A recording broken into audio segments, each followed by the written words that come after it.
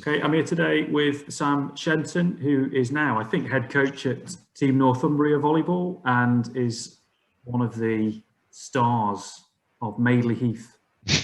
Possibly the most famous person ever to come out of Madeley Heath.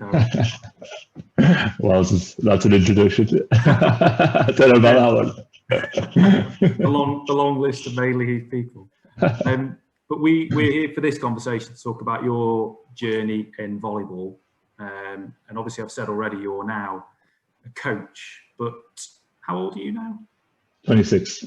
26. And are you definitely a coach now and not an athlete? I'm coach, yeah. Yeah, so have you retired formally? Yeah, well, my left knee retired it for me. Okay. So what happened to your left knee then? So back from Holland in the summer, 2019, went to see a knee specialist straight away because from around December, my knee just kept swelling up after training. And you know my history of tendonitis and stuff. So I said, here we go again kind of thing. On top of that, I had to have 2 cortisone shots in Holland for my shoulder as well. Bursitis and all that kind of thing. So I could kind of, see the finish line kind of thing. Went to see the knee specialist. He said, your cartilage on your patellas is all cleft and split. And I was like, oh, okay, well, can we make sure? So we got an MRI and stuff. And I was kind of playing I need to go back to play professionally. So I kind of got pushed through the system at the NHS really well. I had that MRI within 3 weeks, results within 2 weeks. It's like, you definitely go back abroad, but every time you train, you have to have 2 days off. And I was like, that's not how professional volleyball works in the leagues that I'd be able to play in. And so I kind of left it there. And then Northumbria job opened up. One of my good friends is the S&C coach there now, and he was saying about how the situation with volleyball is going, and that it's open. And so I messaged the performance manager, Heather, who I also know from my undergrad there. And so it kind of just flowed in like that. And so I kind of got lucky because I knew that I'd be missing volleyball if I stopped. And the coaching routes, something that kind of feel that feeling of a game, that feeling of a win quite nicely for me. Yeah. How does it, like this, it's, God, I'm 39 and I've still not quite retired. I would have, I've never played anywhere near the level that you've got to. So I don't want to give that kind of false impression, but I was retiring at the end of last season, and then COVID hit. Yeah. And I'd got a piece of paper that had 4 games left on it that I hadn't crossed out still. Yeah. And so that really changed the psychology for me. And now we've got loads of new good players this summer that signed up as well. I was like, wow, you're a really good team to finish. Get straight back in. Yeah. Now exactly. This season's been cancelled as well, so it's I'm avoiding retiring. Yeah. You're what, 12, 13 years younger than me. How does it feel having retired from playing? I struggled with it at the start, and I struggled with it going into the preseason. And I was still trying to play a little bit, help out in the practice games and stuff. And I still do. My shoulder's all good now, and I'm smashing off the boxes and stuff like that. And setting a little bit now, which is always good, just for the practice, fulfill a dream. We all have that dream. Yeah, but a few times last season I caught myself, because obviously I do the men and the women. The guys travelled down to Essex for the semi-final, and I watched the game back straight away. Just to kind of see how it went. We won 3-2 and we were 2-0 down. So really good game. And it was like one of them games where you rarely get it in England, but it's like neck and neck and like side out so strong and hardly anyone's defending because everyone's clicking in the offense. And I was like, oh God, I would have loved to be on that court right there in that kind of game. Some of the other games that you see, you're like, I don't really miss it that much. But then when you look overseas and obviously still follow the clubs that I play for quite closely. And they've gone to the finals and they've gone to the cup, and Zach Hadgett at Orion and following Zach, make sure he's doing all right. And in front of the 4,000 crowds, 3,000 crowds, you're like, oh, yeah, that would have been quite nice just to do it one more time. But all in all, I've kind of filled it with the coaching slot, which I knew straight away I'd need to do. So I'm kind of hanging on that way. And do you think you'll take your coaching career on and on, or is this something Yeah. now? Yeah, you will. Yeah, for sure. I'm already doing the assistant coaching role, England, under Keith and Sammy Bragg and Mihal from Essex. So obviously, as soon as I was said I was going to coach and I want to push it, I instantly thought Keith, for the kind of technical aspects of stuff and to be around the England junior stuff, the highest level for that age group, was something that kind of pushed straight into. Brilliant. I mean, that's great to hear, mate. And you'll remember when you were a junior growing up, the reason why Craig got involved in coaching at the club is because I kept banging on about how good you lot could be, but also because I needed a mentor coach to make me better. Yeah, exactly. So that's how that kind of came about. And there's not anyone better, I don't think, particularly for you, who's always played the same role. To have someone like Keith, who's got such a breadth of technical expertise, is really helpful you.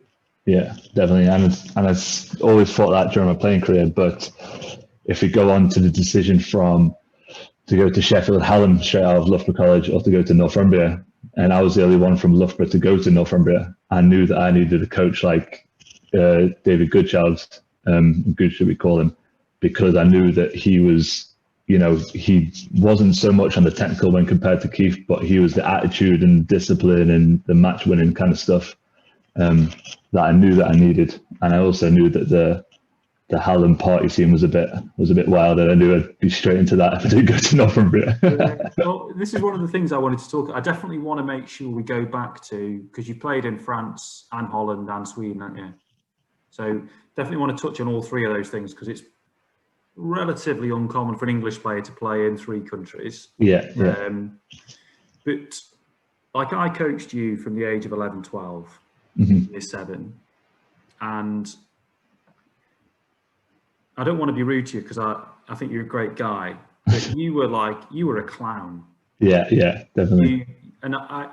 We've had this conversation before about my respect for why you went to Northumbria is those two big reasons you've just described. And I always really, really admired you for doing that. But when did you realise what happened to you? What happened to you? Because you were in my under 14 B team that went all cracking little team that, and I remember. You were part of you're Ashkar, number one. Tim, the group of lads in your year who loved to have a bit of fun and not take it very seriously. But you were there every week and there twice a week for quite a bit, but still not taking it seriously. And it started to change a little bit. But I just remember, there was one day I remember you just turned around to me and say, "I don't want to play middle, I want to play through 4." Yeah. And I was like, "Oh, what happened?" So to take it all the way back, and the lads from my year and kind of my friend group in high school were there for a little bit, but on and off, and our footy's number one and all that kind of stuff. And so I think the first change was that I started to play up with Rue, Goody, Will. And so if you think about it, in class and stuff, I wasn't discussing volleyball with anyone. And it kind of disciplined me because I knew that as soon as I'm in the sports hall, I do have friends, okay, they'll say hello, yeah, we became good friends, but I knew that I had to kind of be disciplined, prove myself, make sure I'm not messing around, because I didn't really know anyone as closely as a close friend in my year at high school. And that's kind of where I was like, so this is where I work hardest, when I'm kind of put on my own with a different group, small fish in a big pond kind of thing. And my report cards from school will say the same thing, can work well when he wants to, distracts others. And that was it throughout the whole of education, basically. And so I kind of knew that I need to put myself at the bottom of a pecking order in order for me to build myself up. And that's kind of where I thought about Northumbria and where I thought about Loughborough, Northumbria thing, because I knew that I'd go in and there'd be Sinks was a massive reason I went there. I think he played half a season and then had to retire. But Sinks was a massive reason, outside hitter. There's no chance he'd probably even speak to me for the first year. Chappie, Gooch, all them kind of players where it was okay, these guys are decent. I want to be in there instead of going with my age group into Hallam and saying, okay, these are kind of my equals. We become friends at Loughborough. So that's kind of reason, just kind of wanting to be a small fish in a big pond, but then knowing and backing myself that I'll be able to grow and grow and grow instead of just staying at the bottom. It's an incredibly mature approach that you took on, and that, you know, again, you should never underestimate the value of that for yourself, but also for others. And as a coach, your own kind of biography, if you like, as a player is really, really valuable, because you're going to come across kids who are like you, guarantee it. Yeah. There's a few I'm coaching in the club at the moment who I think, come on, you could be really good, but I'm not sure you're going to. Yeah, exactly. Because I remember going back again to Newcastle Staffs times. It was that summer camp that was the big difference for me. And like, I think it was, I don't remember, £100 or something. And I asked my dad, he was like, nah, no chance. And then I asked my mum, and she was like, okay, yeah, I'll get you in that. But she was like, make sure you behave and all that kind of stuff. And I remember the first day I had no one to pepper with. Everyone's potting up. I was with Sam Allen, because he was helping you coach, I think. Yeah. I was with Sam Allen, and straight away he hit me in the nose. I had to go to the toilet. I was sick in the toilet. I don't know if you know this, but I was sick in the toilet, and I came back, and we were all sat down gathered around you, and you were walking us through the volley and all that kind of stuff. And then after I'd been hit in the nose, was sick. I don't know why I was sick, maybe like panic attack or something, but I remember it still to this day. And then I went back down, sat at the back, and then you were like, see this ball here, it doesn't hurt, and threw it at me. And it hit me in the face, and I was like, all right, Jesus, that's day one down. And then from there, I just remember, I don't know, I can't describe it, but something clicked. I started to be able to use my hands and feet a little better. But that's kind of like, I knew that I needed the reps over, you know, the kind of drill stuff that we're doing, and the summer camp kind of did it for me. Because even today now, if I was carrying on playing, I know that I'd have to train 4 or 5 days to be any good. I can't just train 2 or 3 days because I need like the muscle memory and the reps to be able to play. And I think that was the first, because that was like 12 days, 2 days, wasn't it? We trained, it was pretty brutal. It was either a week or 2 weeks we did. Yeah, and it was like train, watch Jeeva on YouTube, train. And that was like, and I remember after that, I was like, this feels a lot better for me now. It feels a lot more comfortable. So I think that is what started the roll all the way down into where we're at now. I've had to put it on something. And apologies for throwing the ball in your face. Well, but that's like, I don't know, God, that's about 15 years ago, isn't it now? Horrendous. There's a lot less PC back there. You're right, in the lads who were in the year group above you, there were some special characters in that group who were incredibly focused. I've spoken to 2 of them as part of this series in Rue and Goody. Was that intimidating for you, or did it just give you the boundaries you needed? I wouldn't say intimidating, because like I was like 6'4" at the time, and these guys were still like 6 foot. But the boundaries for sure. And I remember Goody being deadly serious, and I remember Rue just being like, kind of the guy who'd be like, "What's this? What is this?" And Goody would be the one that like, "What the hell are you playing at?" So the boundaries for sure.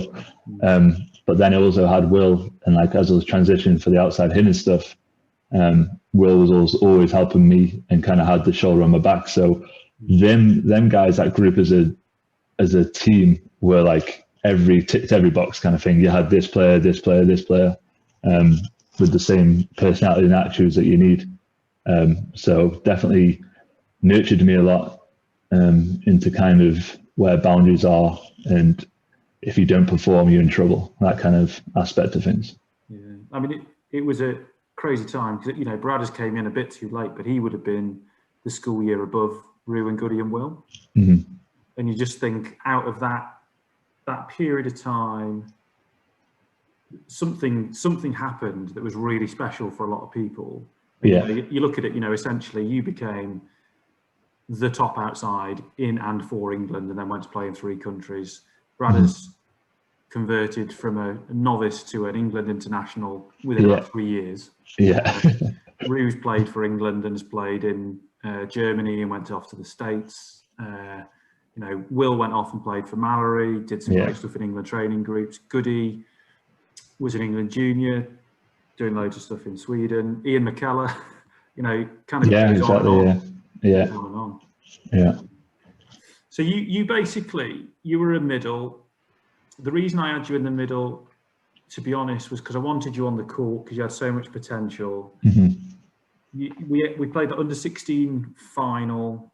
So you were in the squad, I think, that won the under-15s the year before when you were in year 9. Yeah. But you didn't really get on. No. At all. The year after under-16s, my classic formula, under-16s when you transition to play a 1-6 system. So you got court time because I needed some big guys to go in the middle. Yeah, exactly, yeah. At that time, your hitting technique, you were always down here. Always low elbow. And, you know, you got a national champions medal and you loved it, I think. But very soon after that final at Ponds Forge, we had an end of season tournament at Red Hill for your year group, which was like you, Alex Liebeck and those guys. And you just went, Will, I want to play through 4. And like in my head, I was like, no, absolutely not.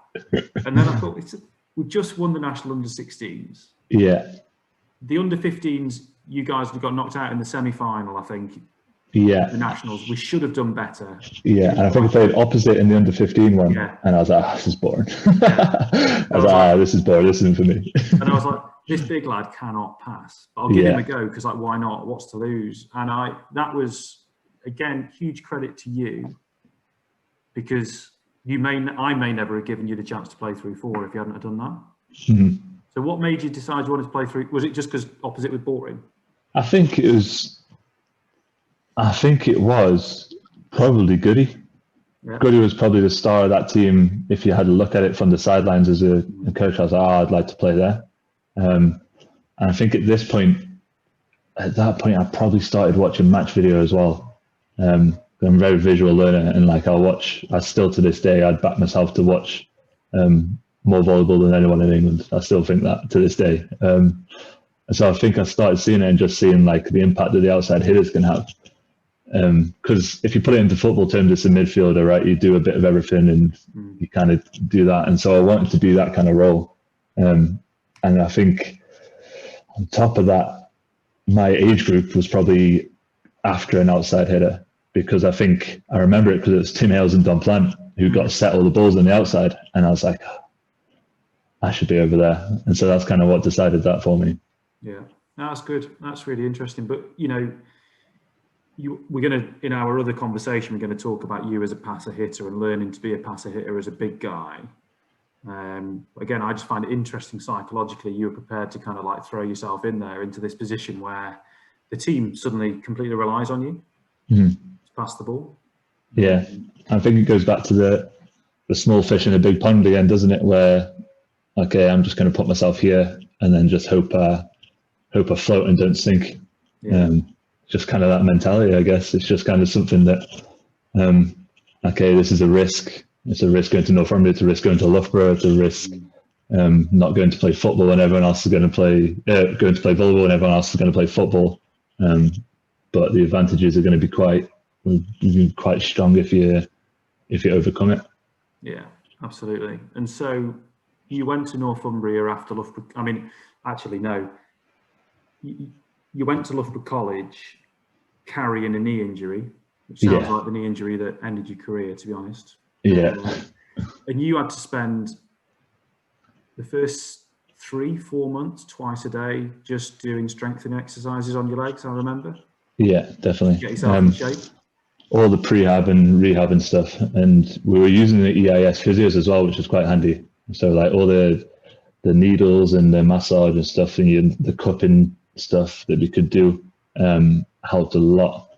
But yeah, all the glute stuff and the stability stuff, that was kind of like a 2 or 3 times a day kind of thing. And I'll back Rue's point because I saw his video. The Loughborough Academy is the biggest thing that could have gone amazing for volleyball in this country. That's just not taken off. Because if you think about it, the group from staffs, that group that I was part of, was probably the only strongest group that has been there, and it was the first year. Yeah. If we went with that group again, or the equivalent to that group, I think sky's the limit kind of thing, because we had all the technology, had all the physio, had all the S&C, had all the facilities, but just no one to back it really in terms of the clubs and the players. But yeah, no, I agree. Yeah. And it was easier for me to encourage all you guys to go because it wasn't that far away, and those, you know, I went to Loughborough as a student for uni, so I had strong support for that environment. But yeah, I mean, I was baffled by the amount of resistance. You know, I basically saw it as like, I've brought these lads up from the age of 12 to learn to play the game. Like, I know what I'm good at as a coach, and I think it's kind of 13, 14, 15-year-olds is where I'm good. I didn't think I could make you any better. But I wanted you to get better, and I'd still get to be the coach in the national junior league. National league, maybe that was a part, because we all know the amount of times you give us a lift to and from Loughborough, man, is unbelievable, wasn't it? Yeah, I'm going to call that debt in at some point. The stress, seeing stress from work straight into the car for smelly teenage lads. Pretty much. And either you'd all go to sleep or you'd all just talk to each other. And we used to do that thing where we used to have to straighten our legs, but we used to like sit up into the roof and then straighten our legs because our knees were killing. Great times.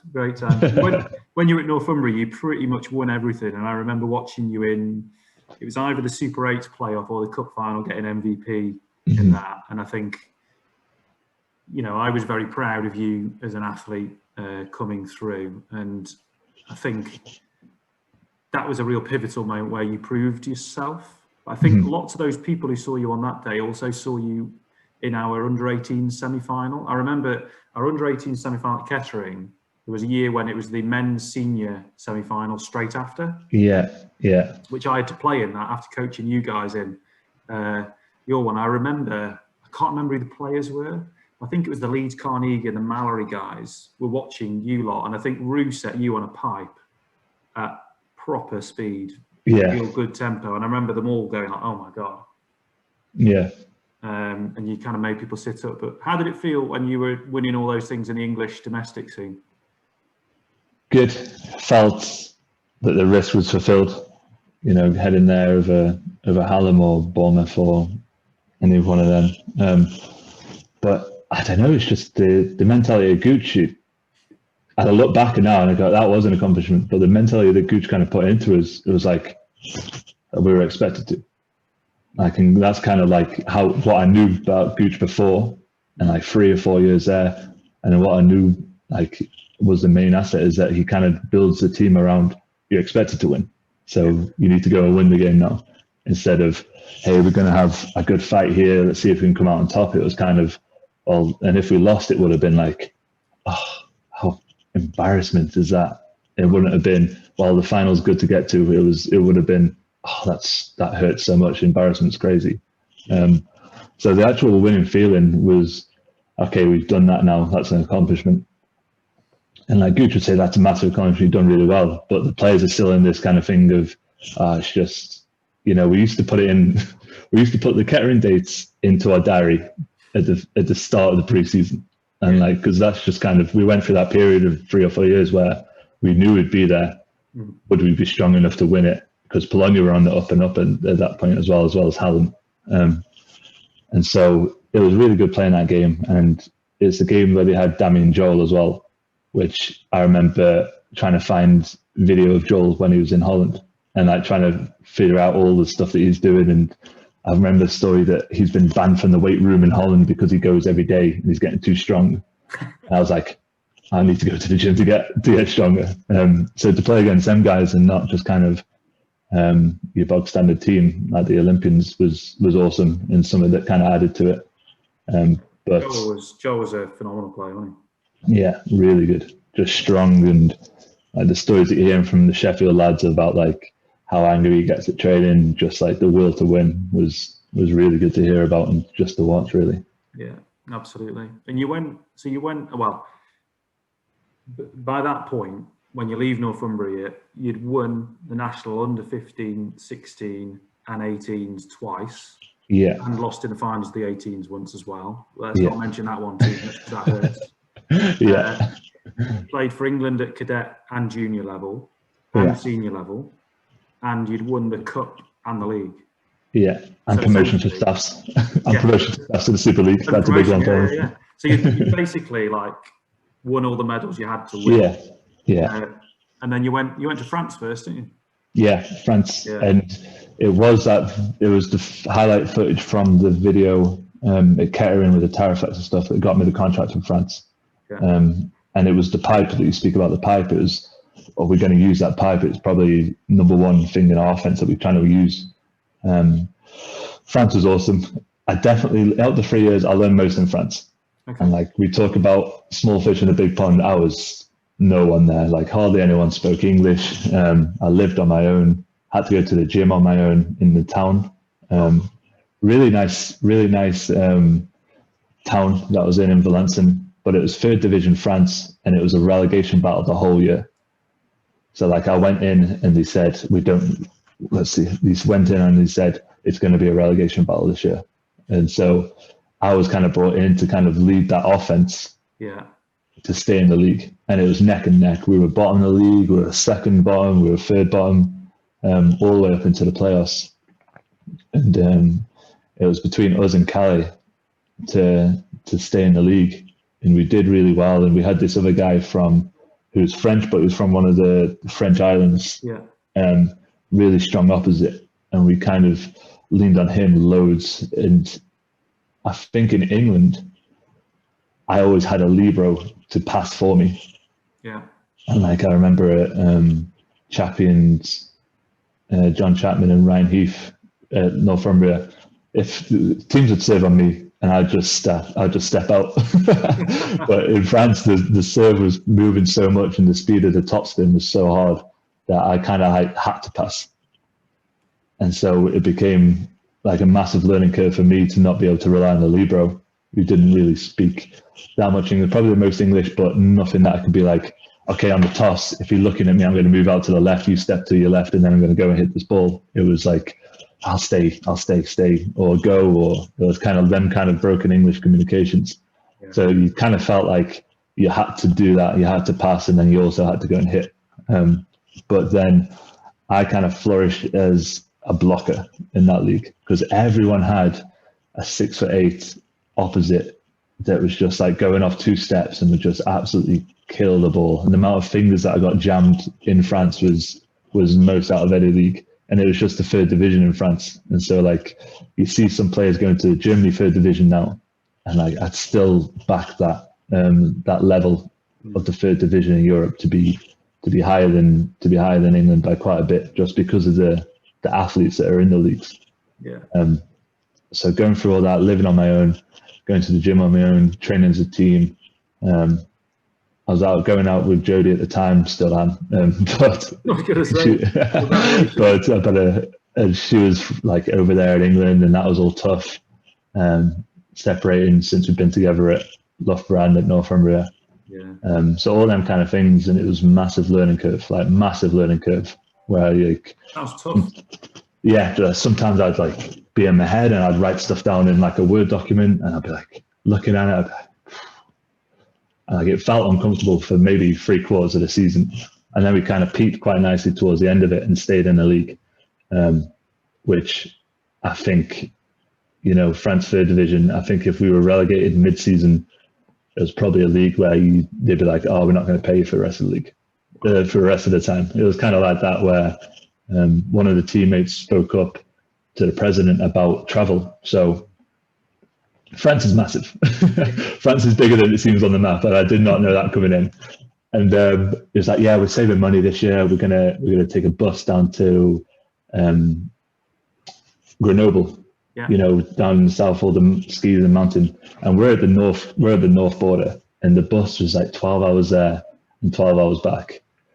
Right in the middle, he said, you know what, that's not good enough. I want to fly. You got fined €400 on the spot. Is that €400 won't be in your pay packet? Obviously in French, and then I got someone to translate for me. But like it was that kind of. There's no safeguarding or anything like that. It was win or you're in trouble, wow. which was struggle, but it was good when you look back on it. It was proper experience of third division European volleyball, which I'm quite happy I did in the end. Yeah, absolutely. No, it sounds like an amazing experience. And you, probably last 5 minutes or so now on this conversation, but you went to Sweden. Yeah. A similar story? No, nowhere near. The flip side. Everyone in Sweden's fluent in English. The town, if you can call it, the village I was in, was just volleyball. Like everyone knew who you were. We'd go to eat at restaurants. Yayan and Alex Jenkins were there. Jenks was the coach. He did a really good job as his first year coaching, I think. It was great to see him. I take it on board. Again, it was rougher in the bottom half of the league, but the setup and stuff was awesome. The president was really, really nice, and he used to like check on us like maybe twice a week or a few times a month. So that was really good. And it was Brad has been there the year before, and he like recommended it to me to say like, make sure you go there. I love Sweden. I really like Sweden. The people around Sweden as well are just like really, really nice.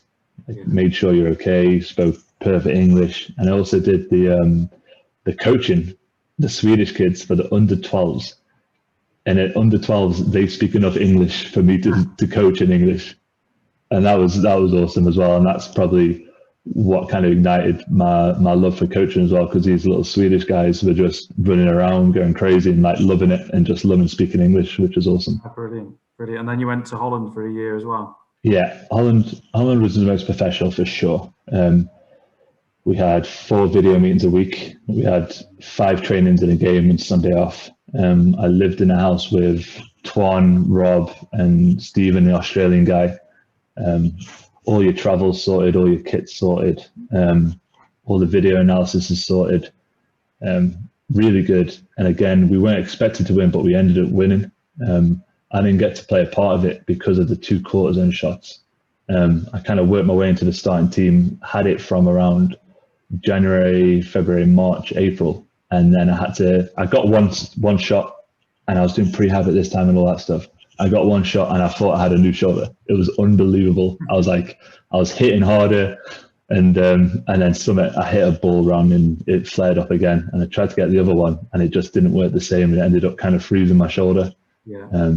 So I kind of missed out on the finals and stuff, but it's still massive experience and something that I was really involved in. And it felt like a massive weight off the shoulders. Yeah. Yeah. Still got part of the team though. Oh yeah, definitely. I'd played enough that I was like training a little bit and stuff where I felt like I was involved, but I wasn't able to play on the court because of the quarter zone shot that had gone wrong. But like definitely felt it was one of my probably greatest accomplishment that we managed to do it, because we grew as a team really nicely. And it was just a kind of professional team. Yeah. Fantastic. So just to finish off, my last question for you in this conversation, which of those overseas setups is most easily, could an English club best aspire to be like where they are now? I'd say Holland. Sweden was community based, so like the restaurant would sponsor the team. Okay, the guys can eat here for free. The petrol station would sponsor the team. Okay, come and get a drink if you want a drink, that kind of thing, and that kind of helped towards it. But Holland, we have the same, if not better, facilities in Holland in terms of like video analysis, presentations, halls, that kind of stuff. So I'd say you could make and we have played in Holland before as a GB team, haven't we? Yeah. But you can make an English team replicate the Dutch setup quite easily. But I don't think that the communities in England would back it as the Swedish team did in Vinorca. I don't think there's that engagement from the communities about volleyball just yet. That's really interesting. Well, look, I think for you, my hope and expectation is Volleyball England could resurrect the academy and you could head coach it. yeah, exactly. From a staff's point of view, I don't ever see you moving back to your hometown. But if you ever did, some of the plans we've got to try and build things like our club room and stuff like that at Madeley, which are progressing at the moment. Nice. I think our aim in that is if we can get ourselves a space that is ours next to the hall, then you start to be able to do some of those things and really build up the club environment, do some of those things, sell things, whatever. And that's kind of where we're trying to head to. So I will be plugging you with questions for the next 10 years, mate. Of course, same here to you. Well, brilliant. Thanks, Sam. I will say thank you and look forward to speaking to you again. Thank you very much, Will.